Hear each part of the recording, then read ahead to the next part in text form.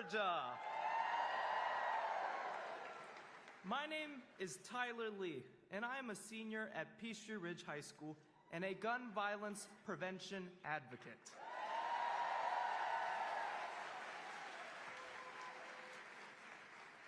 Last month, I turned 18 on October 14th. And on October 15th, the first day of early voting in Georgia, I cast my ballot to send Kamala Harris and Tim Walz to the White House. When I entered that voting booth in Duluth, Georgia, I was presented with a choice, a path backwards towards division and extremism, or a path forward toward opportunity, joy, and unity. When I cast my vote for Vice President Harris and Governor Tim Walz, I voted for my Korean immigrant grandparents who came to this country. I voted for economic opportunity for all Americans. I voted for reproductive freedom. I voted for a new way forward where all of us can get ahead, not just get by. And you know what? I also turned the page on Donald Trump and his hatred and division. Vice President Harris represents the American dream. And Donald Trump will take us back. I am a proud, soon-to-be graduate of public high school. And I am so proud to be a future first-generation college student. But Donald Trump's Project 2025 agenda, don't boo, vote, would strip funding from the Department of Education and wreak havoc on our public education system. In doing so, Trump and his allies would rip away opportunities from me and other young students reaching for the American dream. But Georgia, we hold the power to reject him once and for all in this election. We must rise to the occasion and make sure we have a plan to vote this Tuesday. Check your polling locations at iwillvote.com and remember to bring your photo ID. Polls are open from 7 a.m. to 7 p.m. And if you're in line by 7 p.m., stay in line. That's right. This is going to take all of us, Georgia. As the second gentleman likes to say, when we fight, we win. Now with us today is somebody who knows our next president better than anybody else. Let's promote him from the second gentleman in our nation's history to our first gentleman in our nation's history. Please welcome Doug Emhoff.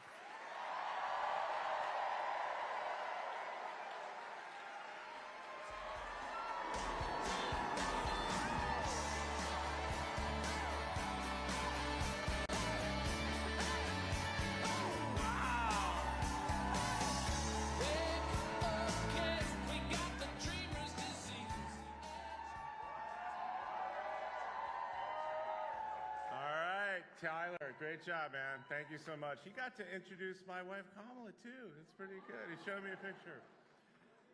And my sister-in-law, Maya Harris, how amazing is she?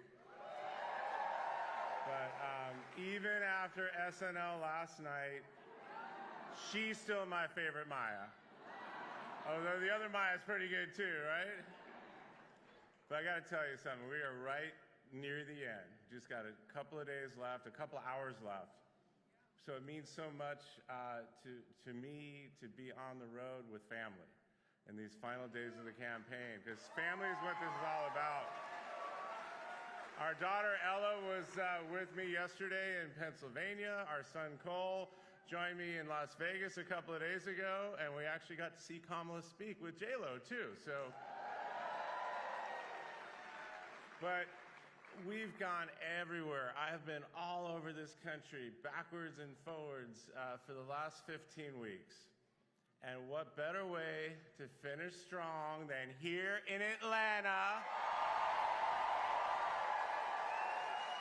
with my pal, Governor Tim Walz. And man, you're in for a treat with Michael Stipe, the Warren Treaty, and Jon Bon Jovi. Now, I actually grew up about a few miles away from Jon Bon Jovi, believe it or not. New Jersey, Old Bridge, you know? And he's such a legend, but he's such an awesome person. The way all the things that he does for his community and his country, I'm very proud to call him a friend. And Kamala actually got to be with John and the Warren Treaty yesterday in North Carolina. And I'm thrilled that we're all here with you today. And John is with his wife, Dorothea. They've done so much for the campaign. Kamala and I are so grateful to them. And the proud son of Athens, Georgia, Michael Stipe. It's so surreal to me to be like a lifelong REM fan, diehard fan. I saw him in concert in the early 80s, and the fact that he and I have become friends over the past several years is just incredible. But Michael has worked so hard. He's such a stalwart throughout this entire campaign, supporting us in so many ways, including performances for us in Pittsburgh and in his hometown of Athens, Georgia. And he's been all over social media. And the Warren Treaty, our new friends, I just got to meet them, but I've seen their video. Tanya, Michael, thank you so much for all you've done along with John. We appreciate you. Now let me talk and brag a little bit about Tim Walz. Tim is awesome. So I actually first met him when I was Second Gentleman, when I went to Minnesota for a small business tour. And Minnesota is ranked as one of the top 5 states to do business. And Tim's work as governor there is a huge part of that. So I can tell right away that this is a guy who just gets it. He's a great leader, he's a great dad, he's a great coach, and he's been an incredible running mate for Kamala. And I'm going to tell you this, Georgia. Tim Walz is going to make one hell of a vice president. All right, Atlanta. How are we feeling about winning right here in Georgia? Because I am so fired up by the energy in this room, and this is the same exact energy that we are feeling on the ground all across the state of Georgia and all across the country. And I tell you, we feel it every single time we see Kamala speak. I barely got to see her at all. You may have seen her in person more than me these past 15 weeks. And I hadn't really seen her speak in person since the convention. And I was sad about that. I caught glimpses. I'm out here working. I'm trying to help her get elected. I don't have time for it. We're doing this. So I went back, I was on the road, I wanted to make sure I could see that speech on the ellipse in D.C. I wanted to see it. So, you know, to see her in front of all those people, I was just going to say that. I was just going to say, my wife, such a badass, but...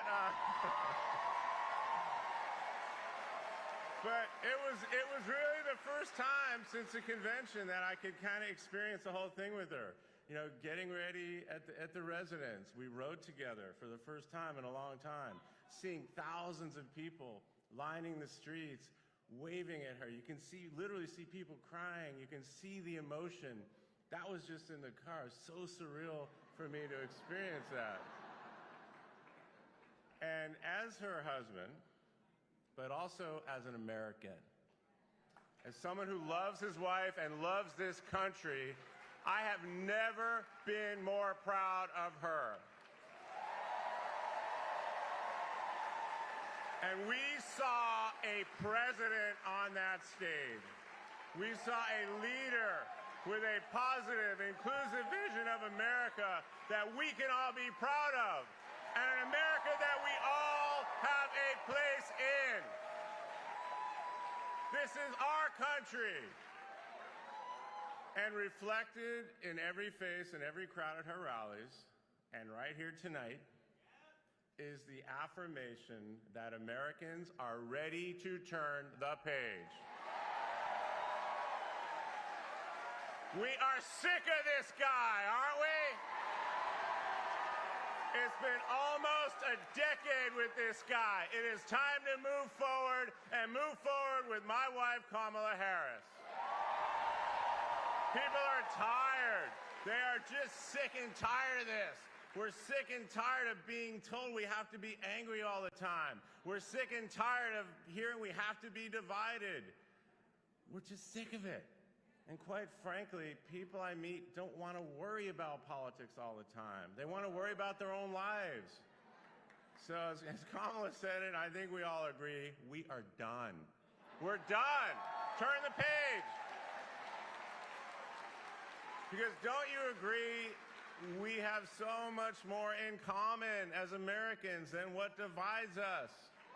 We know that as friends and neighbors, and I see it everywhere around this amazing country of ours. And everywhere I go these days, I'm knocking on doors too. Have you knocked on doors? It's fun, right? So thank you for your hard work for those doors. So when I go canvassing, it's a little bit different because I got the Secret Service and I got all these people around me. But, so most of the time we're kind of going to a couple of houses that they know we're coming, but they're still excited. But I was in Las Vegas, and someone comes running out of their house. I'm like, uh-oh, what's going on here? Comes running out, and it was a man who just flagged me down, and I just went up, and he said, I am a Republican. And he wanted to tell me that Kamala Harris was the first Democrat he's ever voted for in his entire life. He told me he could not take another Trump term. He could not take the chaos. He did not want his freedom taken away. He did not want his benefits, Social Security, Medicare taken away. And like so many like him, people are putting country over party. And that's what we need to do. And that's how Kamala is going to be as president. When she was a prosecutor, she never asked a victim if they were a Republican or a Democrat. She only asked, are you okay? What can I do for you? And she said this, she will be a president for all of us, for all Americans.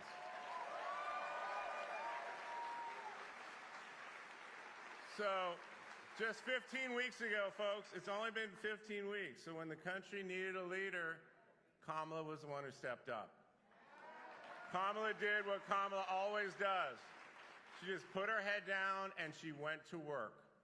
She secured that nomination. She united the party. She picked an incredible running mate in Governor Walz. And Kamala and Tim have put forth a policy agenda focused on you, your health care, your cost of living, your goal of starting a business, your path to building generational wealth, and protecting your fundamental freedoms. Her solutions to the challenges you face come from listening. She actually listens. And Kamala always asks me, Dougie, how was your day? And we talk about the people that I meet, that she meets, and the stories that you share with us, the struggles, your dreams. My wife cares about what your life is actually like. She understands the hurdles in your way. And she has actual, concrete plans to keep you moving forward.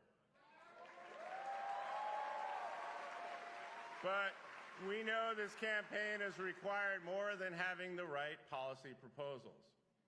Kamala had to take on Trump and his little sycophants each and every step of the way. You know, those little so unbelievable. And she did it making her case. She did it on the debate stage. And she's done it all across America. She's done it because women are dying. They're dying right here in Georgia because of the Trump abortion bans in more than 20 states. Women like Amber Thurman.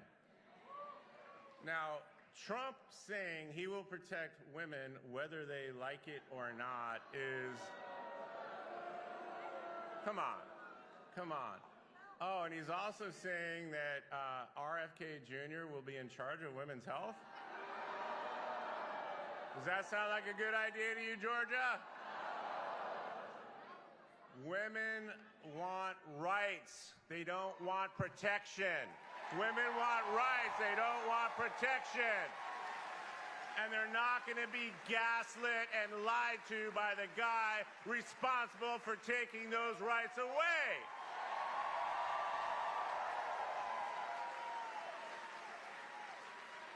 I was in Philadelphia last night. A group of young women came up to me. We were at the team dinner. They told me they had voted for Kamala, and then one of them just started crying. She said she lives with her mother, and all they can talk about these days is just how vitally important it is that Kamala wins. And again, just the emotion. This is what we're hearing, experiencing all over the country because it's that important. She's talking about her own rights, but everyone's rights, and also about what's going to happen in the future. So, look, we need to take this very seriously right now. I mean, we're right at the end, and I know you all see that. And what we need to talk to some of these folks that just don't quite get it yet, what an actual threat this guy is. Because you got to listen to what he's saying. It's not just a threat to reproductive freedom. It's a threat to all of our freedom, our very democracy. Just today, earlier today, I couldn't believe it, Trump said he shouldn't have left the White House at the end of his term. He said that. He just said it an hour or so ago. Imagine that. And Trump and his team are already making unfounded claims of cheating in this election. After the big lie when they, forced all these states under the guise of election integrity to strengthen or, make it harder to vote, now they're still complaining. And we know exactly why they're pulling these stunts. They're worried because you're voting in record numbers in early voting. And Georgia, if you turn out and vote like you did last time, Trump's going to be looking to find more than 11,780 votes.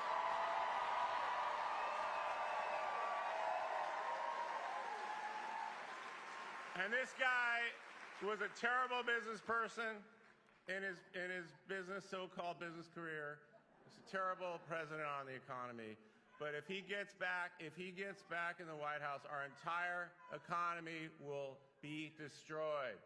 When he was president, he added almost $9 trillion to the national debt with tax cuts for his buddies like Elon Musk and the largest corporations. This time around, economists of Moody's have predicted that his policies would trigger a recession immediately. Trump is doing this for a small group of people like Elon Musk. So people, think he's for them, but he's not. He's not your friend. He's not on your side. So don't fall for it. So if you know people are on the fence, tell them to do their research. Tell them to go online and see exactly what's coming out of his mouth. Show them what he looks like while he's saying it. It's falling apart. Do the research. But this election is not just about voting against Trump and Vance. It's about voting for Harris-Walz.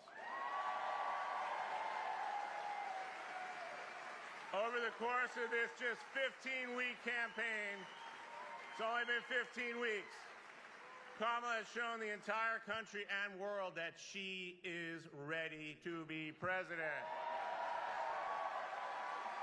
20 years as a frontline prosecutor, elected district attorney of San Francisco, elected attorney general of California, elected United States Senator from California, and our vice president.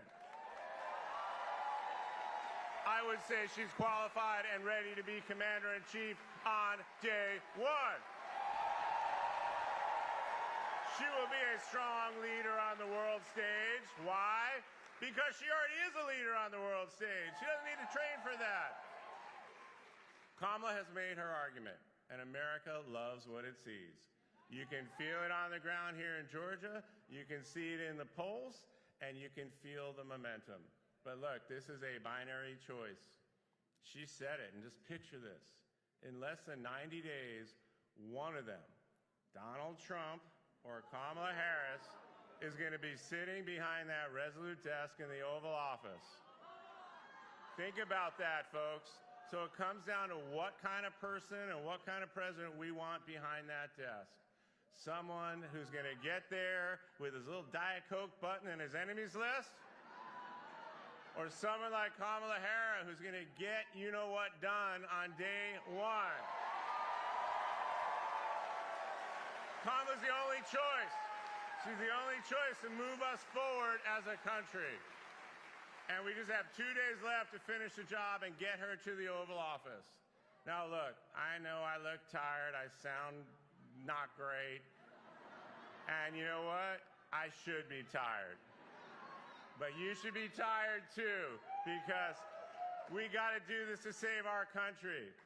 Now, Governor Walz has said many times, I'll sleep when I'm dead. But I think that's extreme, Tim. I want to be around to enjoy your administration. So I plan on sleeping Wednesday. But for these next 2 days, we got to push through. We got to keep going until the polls close. We got to keep making those calls, knocking on those doors, making sure that everyone has a plan to vote. We don't want to have any regrets when this is over. It shouldn't be this close, but it is. Oh, I don't know if it is even. I think she's going to win by a lot. But we are going to win. On Tuesday, we're going to elect Tim Walz as Vice President and my wife, Kamala Harris, as the next President of the United States. But there's more. Okay, so Tim. When Kamala and Tim took the stage together for the first time in Philadelphia just 14 and a half weeks ago, I met him that one time in Minnesota, but that was really the second time I met him, and I just got up on that stage and gave him the biggest bro hug in the world, because that's the kind of guy he is. And I have to tell you, I got a lot of texts from some longtime friends and some family members and said, what's going on? You never hugged me like that. But I said, well, he's awesome. I was excited because meeting him and his family, Gwen and Gus and Hope, you just knew Kamala made the right choice. You could just see it. And so to see Tim out there every day working so hard on behalf of this campaign, but on behalf of this country, it's been so great. So I've only got to see him a couple of times in between. This is actually our first event together. So I get to bookend that big bear hug from day one. Hopefully we get to repeat it when he comes out here. It is my honor to welcome to the stage a veteran, a teacher, a coach, a governor, a father, a man who embodies what it means to be an American and what it means to serve, and a leader who is ready to get to work on day one as your vice president. May I introduce the next vice president of the United States, my buddy, Tim Walz.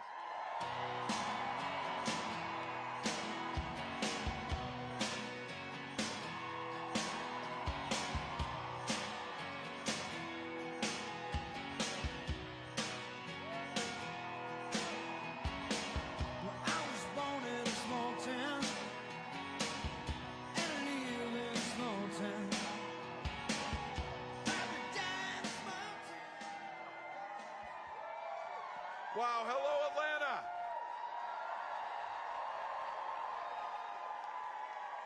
Wow. You're here today, so I got to do it. 27-13, Atlanta here on this one. 2 minutes left in the game. You're in good shape. You're going to win this thing. Falcons. Hey, how lucky are we? Doug Emhoff, an incredible partner. He is going to make the greatest and the first gentleman of the United States, Doug Emhoff. I love getting to know this guy over the past few months. Incredibly grateful. To Maya, thank you for all you're doing. Thank you for the hard work you're doing. Thank you for bringing your powerful message. And can I just say, Georgia, thank you for sending Lucy McBath to the United States Congress. She's there working to protect all our children. And I have to tell you, I got a chance back here. You're going to hear from some folks. As soon as I get off the stage, we're going to get a little bit of entertainment up here. A huge thank you to Michael Stipe, Jon Bon Jovi, the Warren Treaty, and all the talent. I can't tell you how great it is when you finally get to meet your idols, and they're actually cooler than you thought they were. These guys are. They're out here doing it. And I'll say this, Tyler, thank you for that incredible kickoff to this thing. Let's all agree, after we win this election with Kamala Harris, this next generation of leaders like Tyler, we're going to be just fine. We're going to be just fine. And thank you to all of you. Look around this. Look around this room. You could be anywhere. You could be doing anything at home. Hell, you could have been watching the Falcons. You could have been doing all that. But you didn't. You came here simply because you love this country. Thank you for that. Thank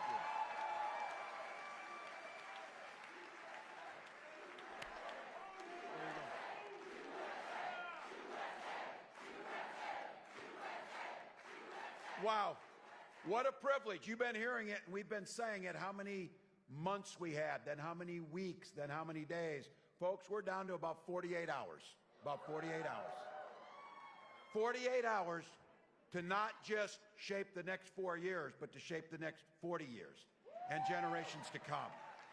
Now, I know for this room, because I want to be clear, I understand clearly that I am preaching to the choir. But our recital is in 2 days, choir. And we need to sing. We need to sing.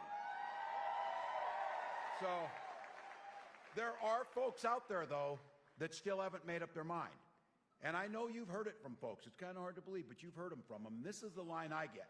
From folks I know, family, some of these, you get them. They say, well, you know, I really can't stand Trump and the stuff he does. And we're all saying, oh, really? You know, after this? But then they pivot to this. But he was good on the economy. That's a little fuzzy, people. I think it's important, again, to just set the stage about that.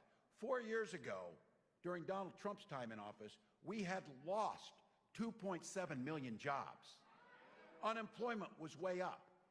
And this guy's refusal to listen to experts, he so botched the pandemic, tens of thousands of Americans died needlessly, and the rest of us were thrown into a hunger game to try and find toilet paper with our neighbors. That's what he did. Now look, if he's talking about 4 years ago, if you were a billionaire, you could probably agree with him because you got a tax cut and the rest of us got squat out of the deal. Now, if he gets back in the White House, he's promised, yeah, hell forbid that. Let's go. If he gets back in, he's talking about a $2 trillion cut in spending. J.D. Vance specifically said to do that, they will go after Social Security. And they're starting to get a little cocky and saying the quiet stuff out loud.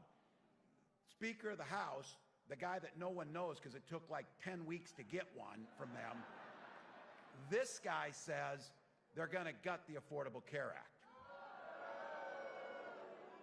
But you know it.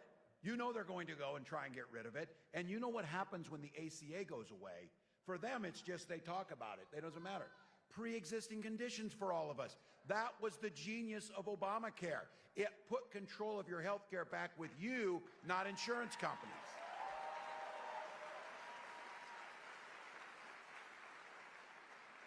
Now, Donald's had 9 years to come up with a plan for health care. He's now morphed it into concept of a plan. But look, he tries now because the ACA is popular. people kind of like having health care. They kind of like taking their kids to the doctor when they need to. They kind of like not going broke and losing their houses because they had a health scare. So it's really popular.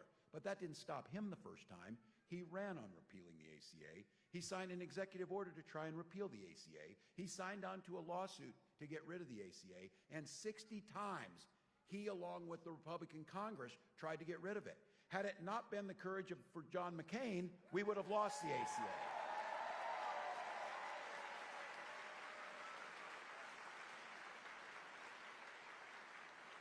And 2 days ago, Speaker Johnson suggested that if Trump wins this thing, they're going to go back and repeal the CHIPS and Science Act.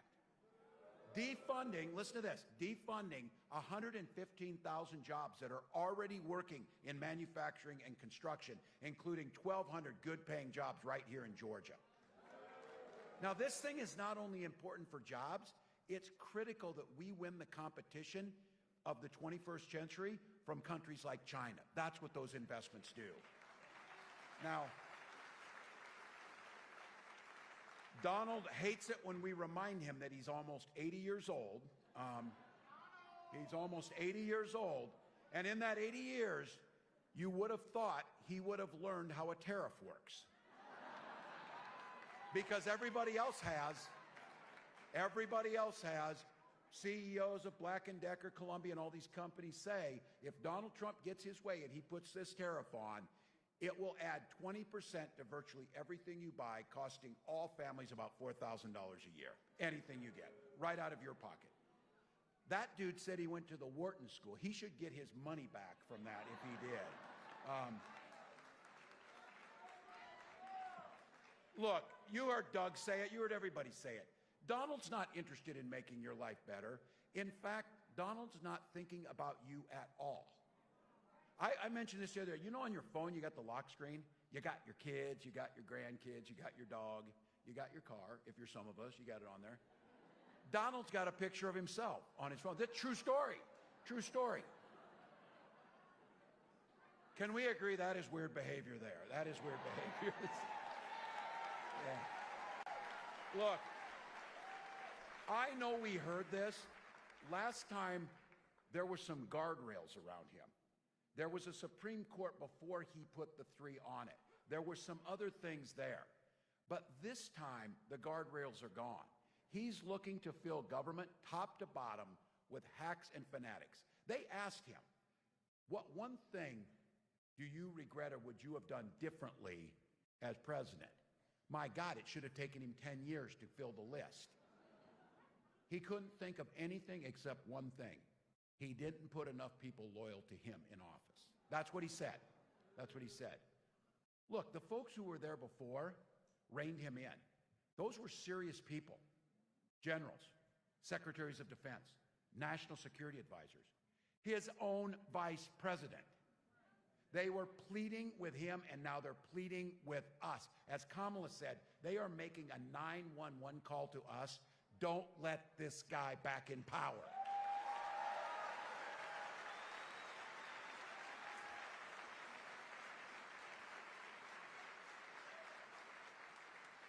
Look, I know people are stressed. There's a few good things in this, too. Just think about this. After about 48 hours, we win this thing. We have President Harris.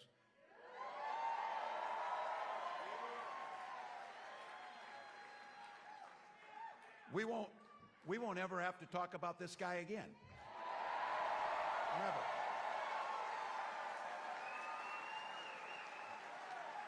So if you're on the polar coaster, oh, we're winning, oh, we're losing, oh, we're winning, get off the polar coaster.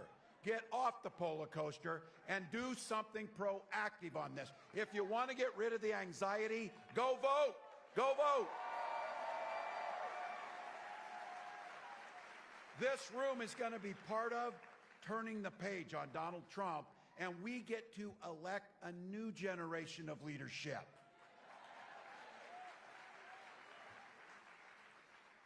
Not only do we get rid of this guy and not have to hear from him or see him on TV or listen to the nonsense again, we get to do what we saw and the world saw from the ellipse on Tuesday.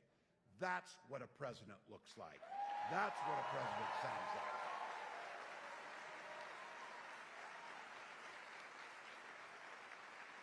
That is a president for all Americans with vision and compassion and grace, offering us a new way forward.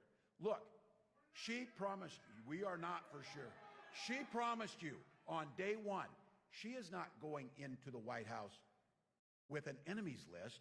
She's going in there with a to-do list to improve your life.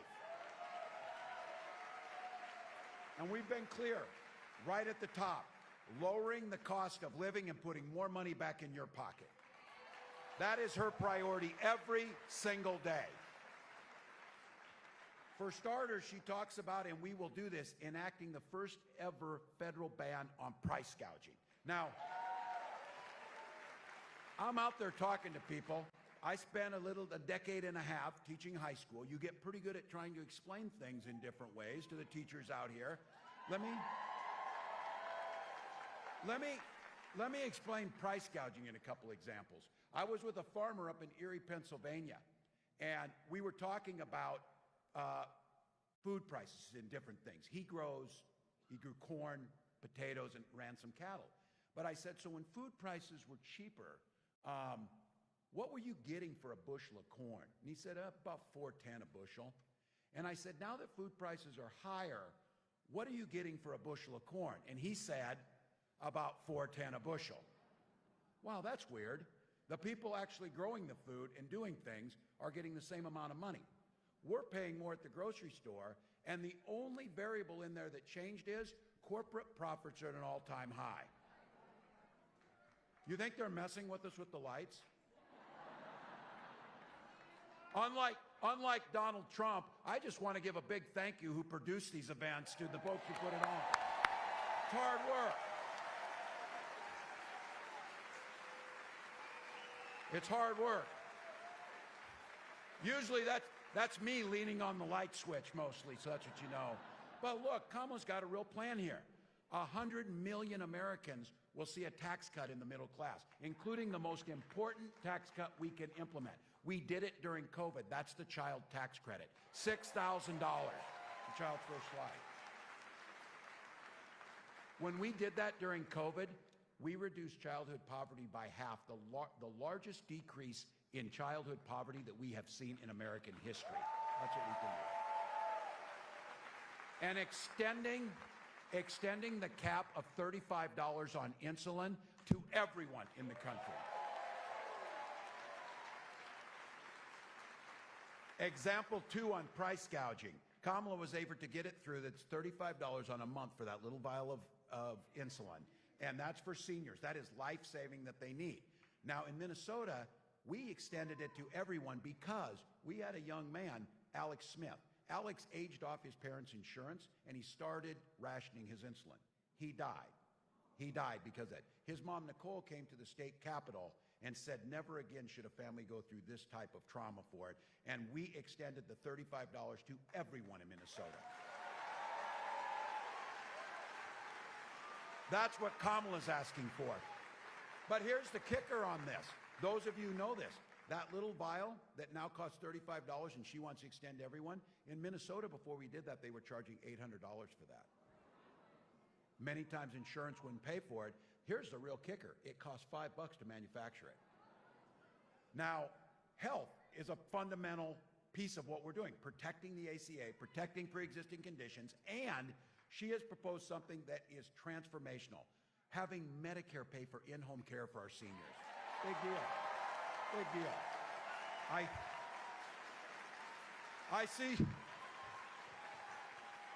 I see some young faces. Those of you who are young, trust me on this, and the gray hairs in here will tell you this. You don't think much about Medicare. You start getting up around 60, you spend about half your day thinking about Medicare because it's pretty important. She's also talked about enhancing those benefits that we paid into by making sure Medicare can pay for glasses and hearing aids. It's a smart thing. Helping the middle class. Keep prices down, protect your health care, expand Medicare, protect Social Security, and then make something that is so important to all of us, making home ownership a reality by making sure we give $25,000 down payment for everybody, assistance to own a home.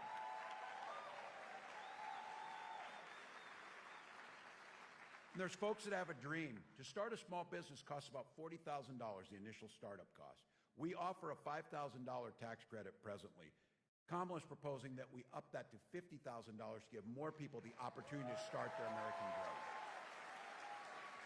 Now, folks, that's part of our plan around an opportunity economy. It is not a concept. It is a damn plan that works.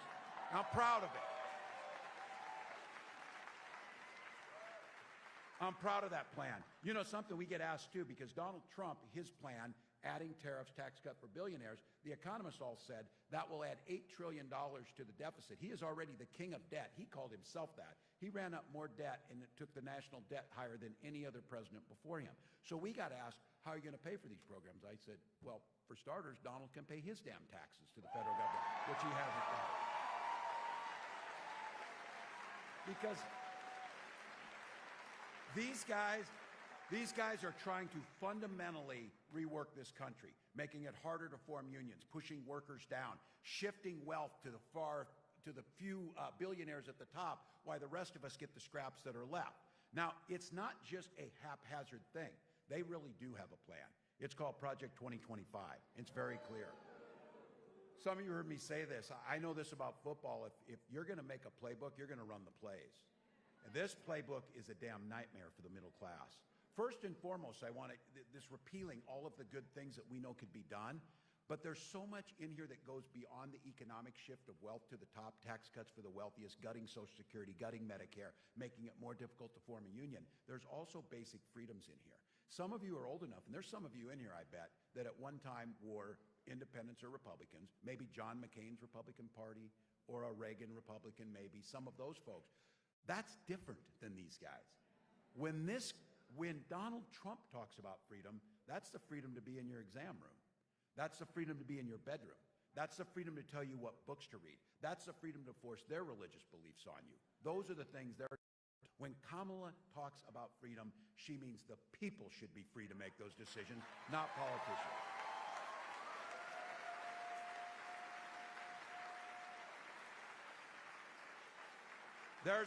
Freedom means a lot of things. Freedom means freedom for our seniors to be able to have that dignified retirement by strengthening Social Security and Medicare, not cutting it.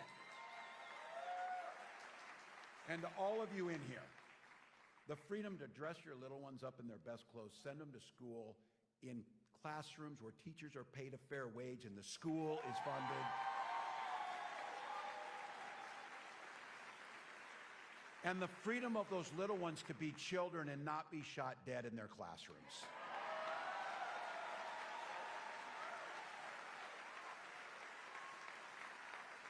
These guys don't get to frame this one. I know guns. I am a veteran. I'm a hunter. I'm a gun owner. Kamala is a gun owner.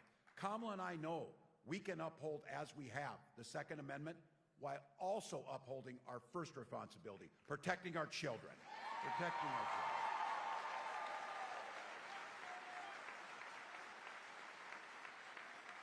These are the freedoms we're talking about. I want to talk in this one. We got a great group in here, but I want to talk to the guys in the room for just a second. I want you in your mind right now, think of those women in your life who you love, whether it's moms, sisters, daughters, wives, aunts, friends. Literally, this election, their lives are at stake on how we vote. Quite literally. Donald Trump appointed those Supreme Court justices who, by the way, lied in their confirmation hearings and said that they would uphold Roe versus Wade. They didn't. They overturned it.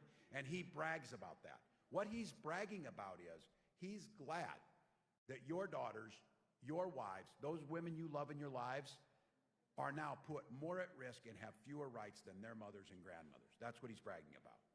More than 20 states, including right here in Georgia, now have Trump abortion bans. Now, Donald Trump said you shouldn't worry about this. If you're a woman, he'll be your protector. Donald Trump will be your protector.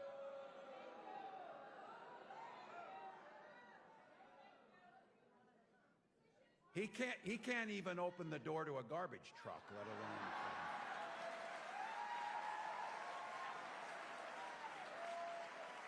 But you're right. Some of this would be fodder for a show that should be canceled, a two-bit comedy show or whatever. But this guy's asking to be back as President of the United States, and he's bringing a vengeance, and he's been very clear, talking about using the military against our own citizens, weaponizing the Department of Justice and doing that. So he's incredibly dangerous. Not only did he say he would be your protector, when he got a little blowback on that, he said, I'm going to do it whether the women like it or not. Look, to be fair, that's how he's lived his life, and a jury of his peers agreed. You see what I did there? But look, here is really truly what we're seeing now, though. Women are being turned away from emergency rooms and miscarriaging in parking lots, whether they like it or not. Survivors of rape and incest being forced to carry those pregnancies to term, whether they like it or not. Fertility clinics have turned couples away at the door, whether they like it or not. For so many of us in this room, all of us in here, it's personal. For Gwen and I, it was infertility issues. And because we had access to fertility treatments, we were able to have a family. And I'll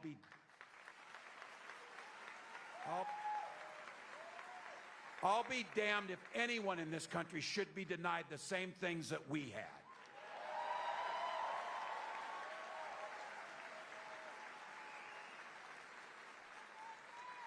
When we hold the Senate, when we take the House of Representatives and they pass a reproductive freedom bill, President Harris will sign it into law.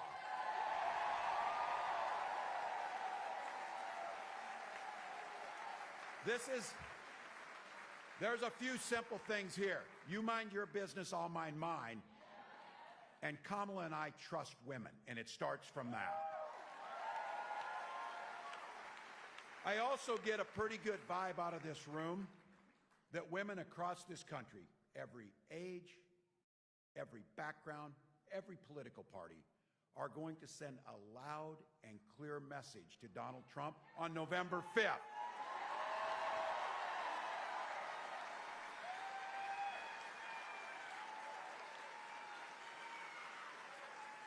Whether he likes it or not.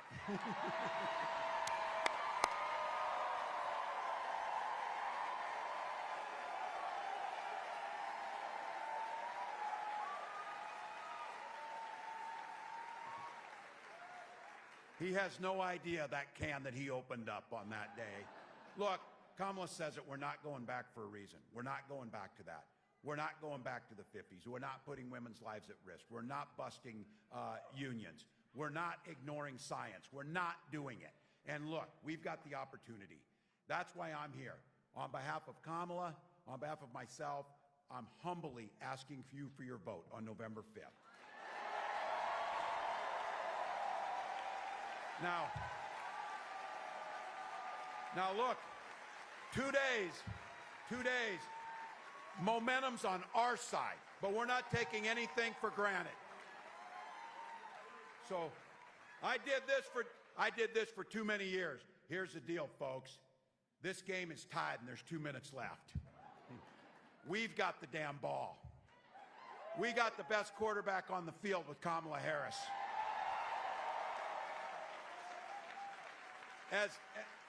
As Doug said, we're too damn tough and too damn stubborn to get tired. We'll sleep when we have time when we're dead. That's not it.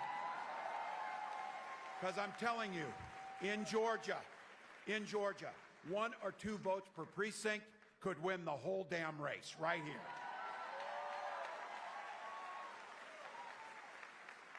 I heard you talking about those 11,700 votes. I'm in agreement with these folks. Let's win this thing by more than that here in Georgia. Let's win it by more.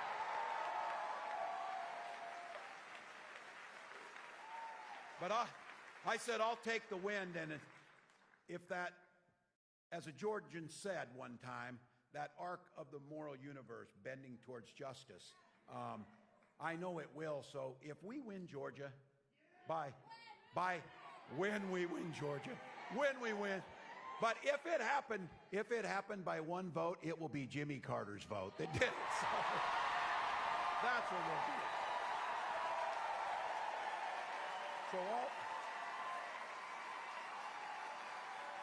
So all of you here, Georgia, you got a proud history down here, and I know this will happen at some point, years in the future, when you're sitting in that rocking chair on the porch and you're rocking away as an old person, and a little one comes up to you, coming home from school, where they're studying the 2024 election.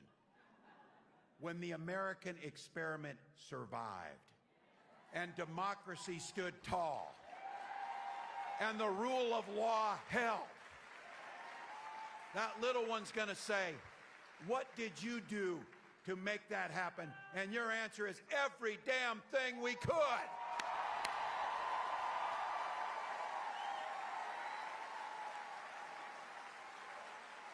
How many of you have already voted? All right. For the rest of you, we need to talk to others. Visit iwillvote.com/GA to find your polling place. Take an ID. Take somebody with you. You're doing this work because you believe in the promise of America. It is a privilege to fight for it. We know that this is our moment. I want to be in that rocking chair telling that story. And here's the deal. Georgia, you have the potential to win this whole damn thing for America. Right through here. Right through here. So as our next president taught us, when we fight, when we vote, win it for America, Georgia. Let's go.